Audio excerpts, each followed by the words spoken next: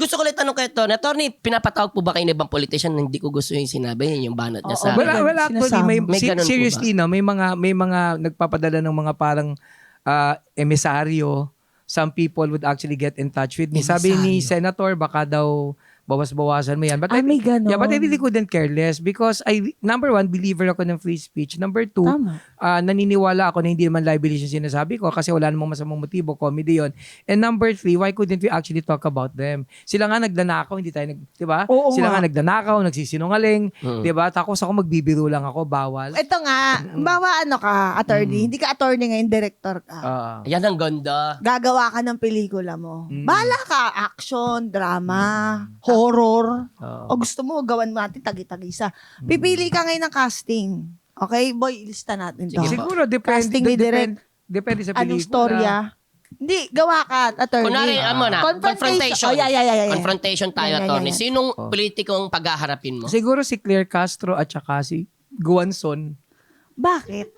Kagulo yun, isipin mo naman, hindi ba? Oo. Isipin mo, hindi ba? Paano magiging eksena Hindi kaya? pa sila nag-uumpisa, Anong storya nakakagulo nila? na eh.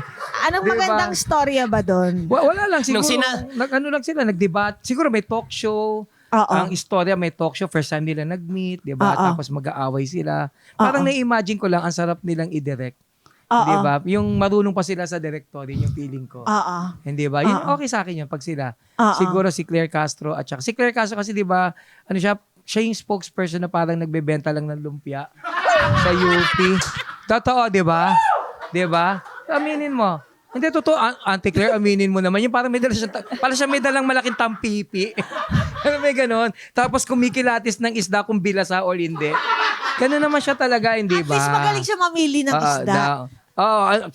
Ibig mo sabihin, maka-BBM ka? Wala akong sinabi ka. Alam mo, ikaw Tama yung napili niyang isda. Eto po, inanin na po ni Charis. Si Charis po, maka-BBM. Hindi na ako nakarehistro. Inamin mo. Hindi porket hindi ka nakarehistro, wala kang pinapaboran. Ang sabi niya, si Claire Castro magaling daw mamili ng isda. Sino ba napili si BBM? Yun ang implication nun. Ang tawag doon sa logic, deduction. Na-deduct ko, na-deduce ko. Dito, ibalik sa akin. Wow, ang liit na nga, hindi na-deduct pa. Grabe. Yan, basahin namin mo. Alam mo sino talaga president ko? Bata pa lang ako. Totoo to. Walang keme to. Senator Miriam talaga. Sabi ko, paglaki ko, pag pwede na akong boboto, sana siya yung president.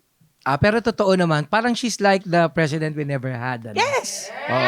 Totoo. Actually, I was emotional when she passed away. I was. Siya yung napapanood ko talaga sa news. Kasi nung bata tayo, wala naman yung Netflix, YouTube. Sa balita lang talaga tayo. So, alam mo yung nangyayari. Inaabangan mo siya kung paano magsalita eh.